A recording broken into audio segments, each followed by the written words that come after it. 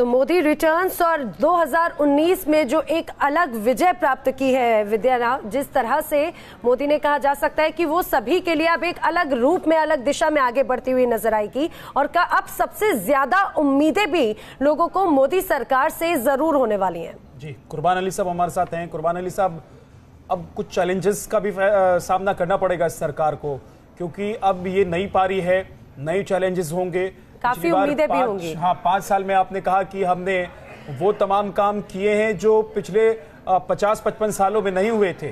तो अब आपको ये भी 10-5 साल में डिलीवर करना होगा कि भाई उस 5 साल के बाद इस 5 साल में आपने क्या कर दिया है।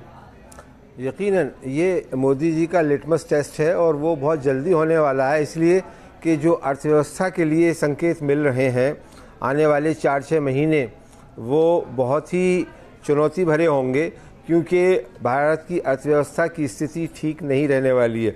दूसरी तरफ ईरान अमेरिका युद्ध के भी बादल मंडरा रहे हैं। वैसे में तेल की कीमतें भी बढ़ सकती हैं, जो मोदी सरकार के लिए पिछले 5 सालों में एक ब्लेसिंग इन डिस्गाइज थी कि तेल की कीमतें बहुत कम थी।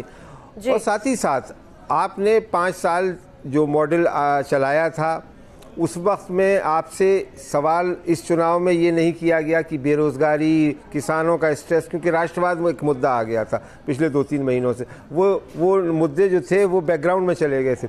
लेकिन अब इस पर सवाल किया जाएगा कि नोटबंदी से क्या फ़ायदा हुआ, आपने कृषि अर्थव्यवस्था के लिए क्या किया, किसान क्यों आत्महत्याएं कर रहे हैं, ये सारे सवाल हैं। लग रहा है कि अब भी नोटबंदी कोई मुद्दा होगा, जीएसटी कोई मुद्दा होगा आने वाले 5 सालों में, थोड़ा छोटा होगा क्योंकि रखिएगा ताकि हम दूसरे गेस्ट के पास भी जा सके। सर जी, मैं ये कह रहा हूं कि वो अभी तक तो ये हुआ था कि चुनाव शुरू हुए और जब इन मुद्दों पे बहस शुरू हुई तो एक दूसरा नैरेटिव आ गया बालाकोट। लास्ट रिएक्शन नवीन जी से बस ले लेते हैं। नवीन जी, आपको क्या लगता है अब नई पारी के साथ में आपके ऊपर क्या चुनौतियां आपके सामने होंगी और प्राथमिकताएं किस तरह की होंगी, संक्षेप में? बिल्कुल बिल्कुल। पहली बात तो ये कि जो विमुद्रीकरण है, नोटबंदी है या जीएसटी है, वो कोई विषय रहा नहीं है। उस देश की जनता ने, देश के व्यापारियों ने, सबने उसका समर्थन किया है। दूसरी बात ये कि जहाँ किसानों के बारे में वाकई में होना चाहिए, किसानों की आय दुगनी करने का हमारा संकल्प था, उसको करेंगे।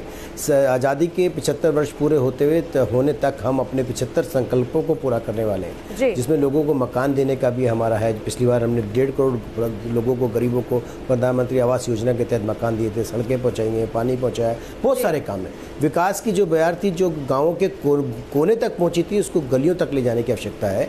आवश्यकता ये है कि देश के बात करें, मकान की बात करें, लेकिन युवाओं को भी बहुत ज्यादा उम्मीदें हैं रोजगार को लेकर। अब ये वाकई में देखने वाली बात है कि इसको लेकर अब नई सरकार क्या कदम उठाती है। आप सभी मेहमानों का बहुत शुक्रिया।